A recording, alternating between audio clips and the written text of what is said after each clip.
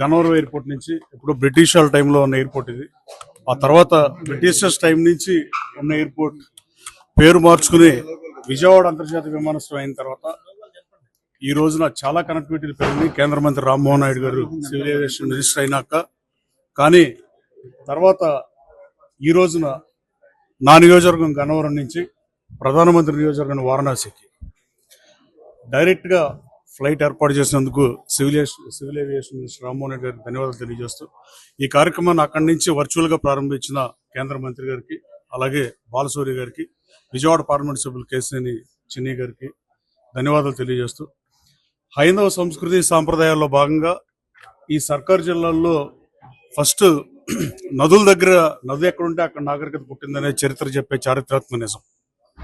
కృష్ణానదీ తీరాన sir Arthur cotton బ్రిడ్జిలు కట్టడం వల్ల, డెల్టా ఫామ్ అవడం వల్ల అనాదిగా కాశీకి ఇక్కడి నుంచి ఎక్కువ మంది వెళ్ళిన పరిస్థితి. వాళ్ళందరూ ఎన్నో ఐ థింక్ బిఫోర్ ఇండిపెండెన్స్ కూడా చెప్పొచ్చు, తక్కువ మంది వెళ్ళినా కూడా.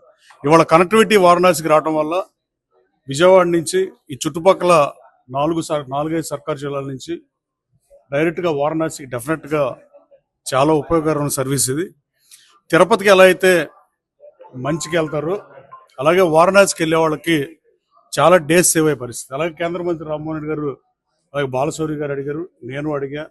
ఇంటర్నేషనల్ కనెక్టివిటీ వస్తే ఎక్కువ మంది ఎన్ఆర్ఐలు ఈ 4-5 జిల్లాల్లో ఉమ్మడి రాష్ట్రంలో ఈ 4-5 జిల్లాల్లోనే ఎక్కువ మంది ఎన్ఆర్ఐలు బయట ఉన్న పరిస్థితి.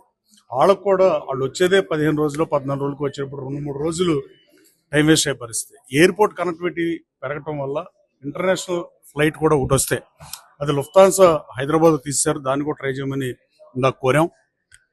ఏదో ఒక ఇంటర్నేషనల్ కనెక్టివిటీ వస్తే డెఫినెట్గా that is going to be game changer అని నేను భావిస్తూ ఈ కార్యక్రమాన్ని కవర్ చేస్తున్న పత్రికా ప్రతినిధులకి, ఎలక్ట్రానిక్ మీడియా ప్రతినిధులకి ధన్యవాదాలు తెలియజేస్తున్నా. Thank you.